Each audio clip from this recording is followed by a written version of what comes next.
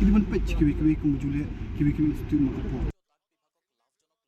Nongpo Block Congress Committee announced Lawrence Nongrum'S as a Congress candidate for the upcoming MDC elections in a meeting today at the Community Hall, Sajer, Nongpo.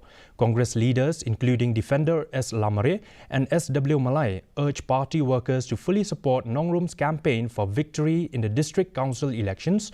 The meeting was attended by local dignitaries and supporters. Nila kumga blok nila recommend ya keteng kejong iba Lawrence Nongrum'S nagbanta banyak kun ya MDC election akhir urusan nak kena ke Nongpo constituency.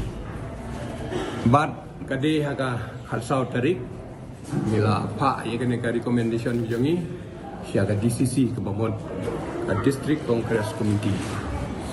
But kat balak ban sutu ro.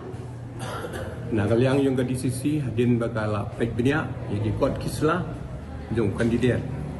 Kalau pak lane kalau forward ya kena ke application kandidat yang iba Lawrence siapa MPCC.